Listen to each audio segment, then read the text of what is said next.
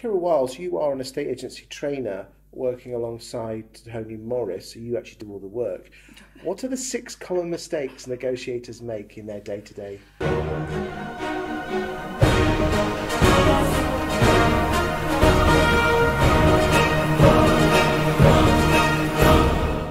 Okay, first one, they don't give the best first impression. Let me tell you a little story. I do a lot of mystery shopping with the clients that we work with, so I can get a good feel for the businesses. I did a mystery shop a couple of weeks ago and the telephone was answered and the lady was giggling and finishing a conversation with her colleague, but then she went on to say hello, introduce herself, and then said to me that they were just talking about the TV the previous night. And I said, oh, right, okay, and went on with what we were doing. Now, I could have been someone wanting to sell a property worth 2 million and pay a 2.5% fee. I could have been worth a hell of a lot of money to her and to that business. Did she give the right impression by doing that? No. But it's something, again, with the mystery shopping that we do and the training we do, we see constantly. And it's that first impression, it's that first few lines where you want to be impressed. It's a fine line, because then some people are quite robotic, aren't they? Yeah, they absolutely are. And again, there's nothing wrong. Fair enough, halfway into the conversation, if you're building rapport and common ground and then you want to talk about last night's TV, fair enough. But you don't know what kind of person I am. You don't know what kind of person is on the end of that telephone.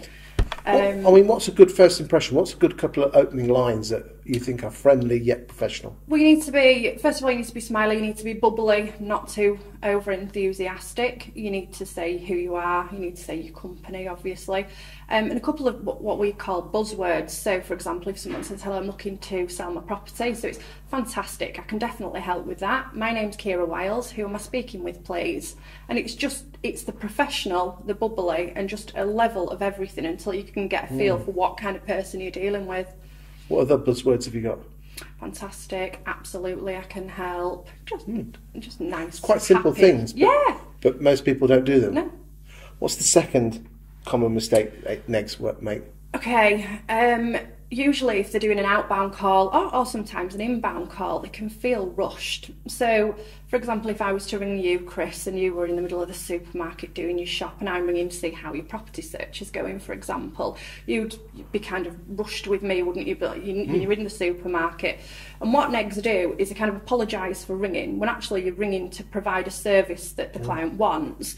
But also they start to rush along with the client, so they'll feel rushed and they'll start rushing and it's a big babbly conversation. So rather than rushing, it's about slowing the pace right down, altering your volume so that the client slows down, feels calm and talks with you. I mean, surely it's a case of asking, is this a convenient time or do you want me to ring you back? Absolutely not. Thank you for taking my call. Thank you for taking my call, because with any sales call whatsoever, it's not going to be a convenient time. You don't give them the option to be saying, no, it's not a convenient time, can you call back? Because then you're going to leave 10,000 messages and they're going to avoid. So what should you be saying then? Thank you for taking my call. But surely you should be asking permission to talk to them. No, why? Why would you ask permission? To ask if it's convenient.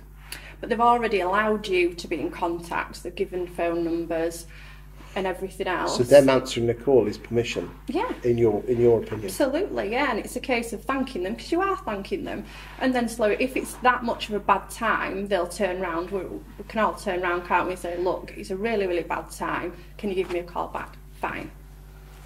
What's the third common mistake? Okay, common mistake, interrogate rather than have a conversation. Okay, so as I touched on... What do you mean? Sorry. So, in an earlier video we talked about how clients want to give you as much information as possible. So it's about not interrogating, it's not thinking in your mind, right, I need to ask how many bedrooms does this person want, how many receptions, do they want a big garden, and there's a lot of it, it's almost like a list. Yeah, almost Negs of going through a question, what's your name, what's your address? Are you saying we should have a conversation to tell me what you're looking for? Absolutely. They'll tell you anyway. If they ring and say, look, I'm really looking for a property, I'd like to register with you. Brilliant, talk to me about what you want. And they'll tell you everything without even having to ask a question. Interesting, you use an open technique, saying tell me. Yeah. Not what do you want, which is very short and sharp. Yeah, tell me. Tell me what you're looking for, or if they're ringing to book a valuation, tell me about your house. This is Talk really to me simple about stuff, your situation.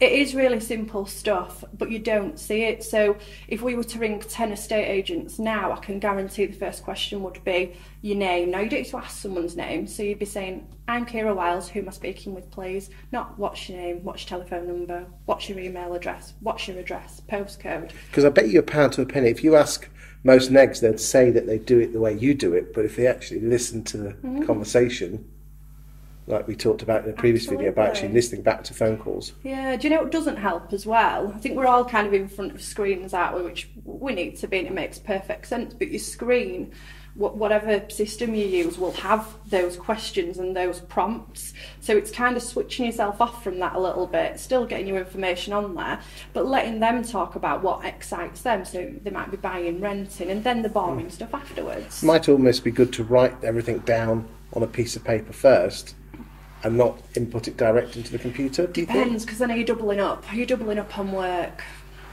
Can you flick through and put your answer? It depends on your system, I suppose. What's the fourth common mistake an egg makes? Oh, this is a really big one of mine. So when we're negotiating offers, which again we'll talk a little bit more about later, they're not pushing for the best offer.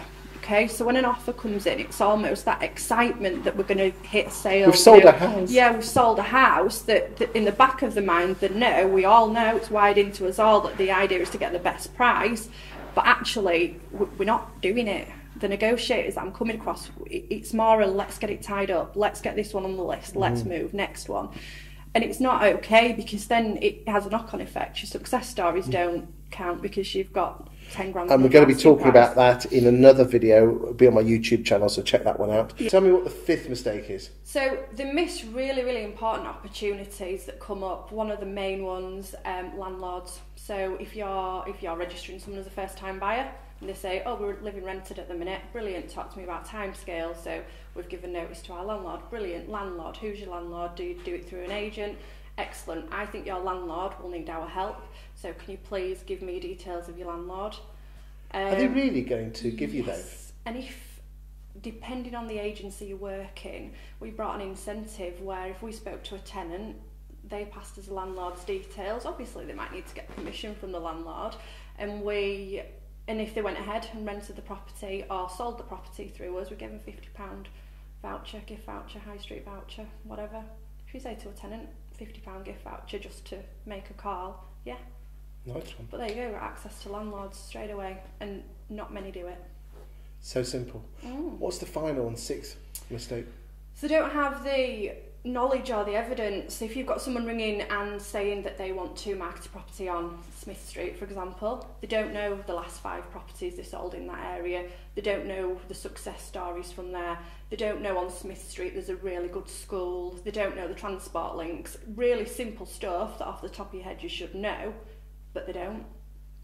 So we call it knowledge, evidence, success stories. Excellent. Thank you for your time today. Boys and girls in estate and letting agency land. This is one of a number of videos that we're doing with Keira, and if you want to see anything more, check them out on my YouTube channel. Thank you very much. Thank you.